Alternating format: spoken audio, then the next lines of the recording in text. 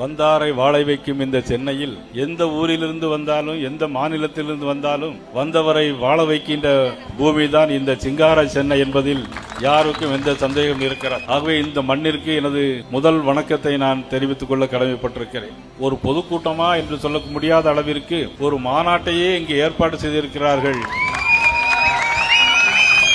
இது தேர்தலுக்கு பிறகு நடைபெற வேண்டிய கூட்டம். இப்பொழுது தேர்தலுக்கு முன்பாகவே இப்பொழுது ஏற்பாடு செய்திருக்கிறார்கள். கூவமாற்றிலும் சரி, பக்கிங்ஹாம் கனாலிலும் சரி, தேர்தல் அறிக்கையிலே சொன்னார்கள் 5000 கோடி ரூபாய் செலவில் நாங்கள் ஆக்க போறோம் சொன்னார்கள். முன்னாடி மேயரா இருக்கும் போது நாங்கள் சிங்கார சென்னையாக மாற்றுவோம் என்று சொன்னார்கள். வட சென்னையிலே பார்த்தால் ஆர்கே நகர்ல அவ்வளவு குப்பை குழியிலும் மெட்ராஸில் உள்ள எல்லா குப்பைகளையும் இங்கதான் கொண்டு போடுறாங்க ஆர்கே நகர்ல. ஆனா 5000 கோடி ரூபாய் செலவில் நாங்கள் எல்லாம் மாற்றம் கொண்டு வருவோம் சொன்னாங்க. மழை நீர் லேசா மழை பெஞ்சாலே சென்னையில பயங்கரமா எல்லா இடத்துலயும் வந்துடும். ஆனா இன்னைக்கு பாத்தீங்கன்னா பெரிய மழை வெள்ளத்துல கூட திமுக அமைச்சர்கள் யாருமே இங்க வருவதில்லை. தொழில்துறை அமைச்சர் டிஆர்பி ராஜா அவர்கள் இருக்கிறார்கள். நாங்க 15000 கோடிக்கு பாக்ஸ்கான் முதலீட்டை கொண்டு வந்திருக்கிறோம் இன்னைக்கு செய்தி வந்திருக்கு. ஆனா பாக்ஸ்கான் நிறுவனம் இன்னைக்கு வந்த செய்தியை மறுத்திருக்கிறது. பாக்ஸ்கான் நிறுவனம் 2006ஆம் ஆண்டு கொண்டு வரப்பட்ட ஒரு நிறுவனம். அந்த நிறுவனம் 2006ஆம் ஆண்டு யார் முதலமைச்சராக இருந்தார்கள்? புரட்சித் தலைவர் அம்மா அவர்கள் அன்றைய தினம் முதலமைச்சராக இருந்தார். அன்னைக்கு யார் தொழில்துறை அமைச்சராக இருந்தார்கள்? உங்கள் முன்னால் நிக்கிற நான் தான் அன்னைக்கு தொழில்துறை அமைச்சர்.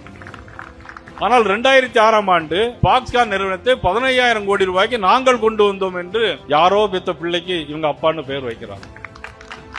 இன்னைக்கு பாக்ஸ்கான் நிறுவனம் அதை இன்னைக்கு மறுத்திருக்கிறது. டிஆர்பி ராஜா நாளைக்கு அதுக்கு என்ன பதில் சொல்ல போறாருங்கிறது தெரியல. ஏற்கனவே வெளிநாட்டுக்கு எல்லாம் போனீங்களே, எவ்வளவு தொழில்களை எவ்வளவு தொழிற்சாலை கொண்டு வந்தீர்கள், என்ன எம்ஓயு போட்டீர்கள், வெள்ளை அறிக்கை கொடுங்க அப்படின்னு சொன்னா அதை கேட்டது அண்ணன் எடப்பாடி அவர்கள் கேட்டாங்க. அண்ணன் எடப்பாடி அவர்கள் கேட்கும் போது ஒரு சின்ன வெள்ளை பேப்பர் அப்படியே காட்டி இதுதான் வெள்ளை அறிக்கை அப்படின்னு சொல்றாரு. ஒரு அமைச்சர் இப்படி பதில் சொல்லலாமா? டெப்டி ஸ்பீக்கரா இருந்த அண்ணன் பிபி துரைசாமி அவர்கள், நாடாளுமன்ற உறுப்பினராக இருந்தவர்கள் ஒரு பேப்பரை காட்டி இதுதான் வெள்ளை அறிக்கை அப்படின்னு சொன்னா எல்லாமே போய், அரசனும் போய், ஆண்டியும் போய், இங்க எல்லாருமே போய் திமுகவை பொறுத்த மட்டும். அது மட்டும் இல்ல, இன்னைக்கு ஜாபர் சாதி போதைப் பொருட்களை கடத்தி இருக்காங்க 3500 கிலோ.